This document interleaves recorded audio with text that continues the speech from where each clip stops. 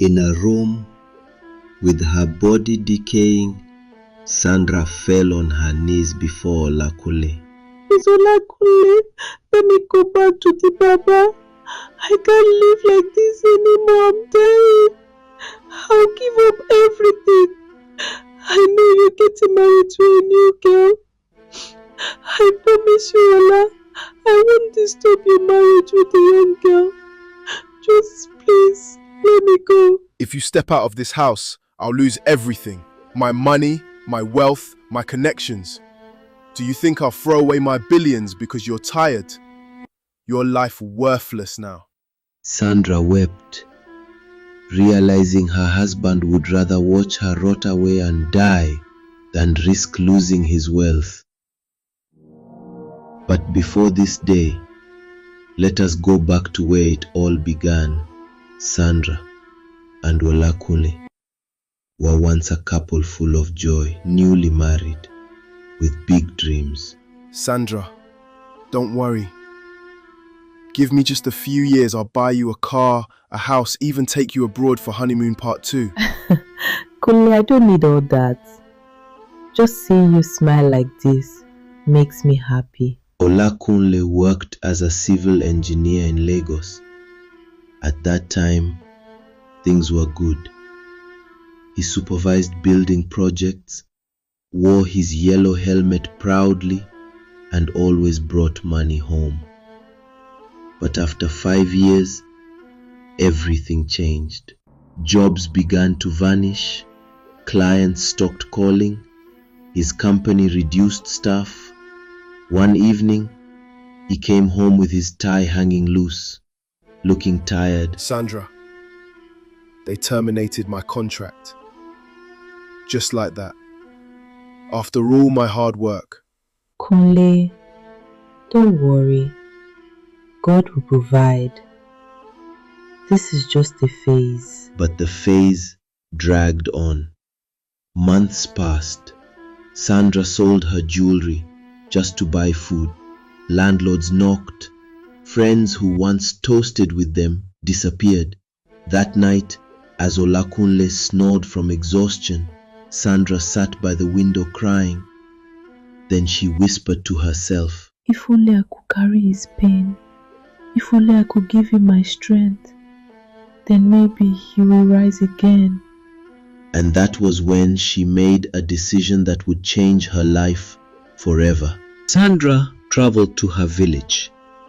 There she found a feared herbalist, Baba Odenye. The old man with white hair and red beads around his neck stared into her eyes. Daughter, why are you here? Baba, I want my husband to rise again. Transfer my glory to him. Let him be rich. I don't care what it costs. You don't understand. If you do this, your beauty will fade. Your health will collapse. Your sweet smell will turn to stench. You will regret it. I don't care, Baba. I just want him to smile again. Please, help me. The old man sighed. He performed rituals. He asked her to bring strange items, including her hair. That night, Sandra sat as he shaved her head clean. Her black silky hair fell to the ground. She touched her bald head and shivered. But she told herself, it's worth it. 3 months later, Olakunle's life transformed. His phone wouldn't stop ringing. Companies begged him for contracts. He won projects worth billions. Within weeks, he bought a brand new Range Rover, then a mansion in Lekki, and even a private construction firm. Sandra, my love. Can you believe it? I told you I was destined for greatness. Now, our time has come. Yes, Kunle. Our time has come. They traveled to Dubai, London, even Paris. Sandra wore diamonds and gold. The world admired them, but slowly things started changing. But soon, Sandra's once glowing face began to wrinkle. Her hair refused to grow. No perfume could hide the foul smell from her skin. One day at a dinner party, a guest whispered loudly, Is that not Olakunle's wife? Why does she smell like something rotten? Olakunle pretended not to hear, but inside, he was ashamed. At home, he began to avoid her. One evening, Sandra begged him, Kunle, please, take me back to Baba Odeni. Something is wrong with me. Never. Do you want me to lose everything I've worked for? If you go back there, all this wealth will vanish. We won't be able to live the life we are leaving now. From that day, Olakunle locked Sandra inside a room. He was already ashamed of taking her out to events and meetings because of how she looked and her bad body odor. He hired a maid to feed her.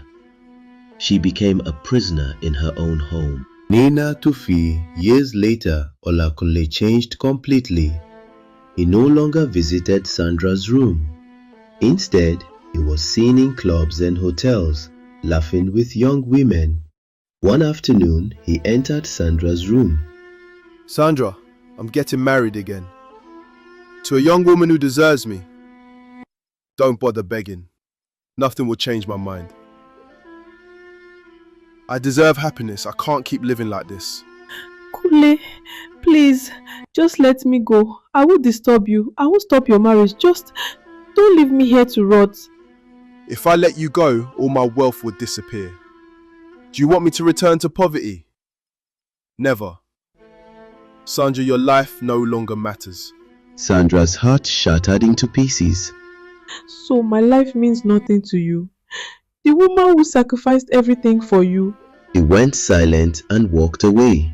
Days before the wedding, Sandra begged the maid, My sister, please help me escape. I just want to see my family before I die. If Oga finds out, he will kill me. Please, please, I beg you. The maid's heart softened. That night, she sneaked Sandra out. They ran to Baba Odeni's hut. Baba, please, reverse this course. I can't continue like this. It can be reversed, but you will never have children again. Sandra closed her eyes, tears rolling down her cheeks. I accept. For 3 days, Baba performed the rituals. On the third day, Sandra looked in the mirror. Her hair had grown. Her skin was fresh. Her smell sweet again. She was beautiful, Sandra, once more. On the day of Olakunle's grand wedding, the hall was filled with guests. The music was loud. The bride was blowy. Guests filled the hall, and Olakunle was dressed in his finest agbada, smiling proudly. Then, silence.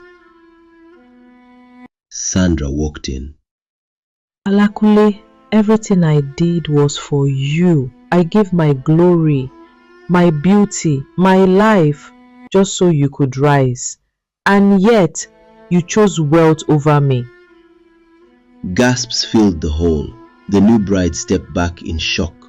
Olakunle's face turned pale. He knew at once she had reversed it. He fell on his knees, crying. What have I done? The next day, disaster struck. 2 of Olakunle's mansions burned into ashes. The following week, his companies collapsed. Contracts were cancelled. Cars were seized. His friends abandoned him. Blogs started putting all the stories out. Soon, he became wretched, running far away to a remote village where no one knew his name or his face. As for Sandra, she lived peacefully, though childless. She finally understood. What is gotten by dark powers never lasts. The lesson is simple. Do not give your life for another human. Do not seek shortcuts from darkness. What is built on evil will collapse. Always wait for God's timing. His blessings come without sorrow. Thank you for watching to the end. Support me by subscribing and commenting. See you in my next video.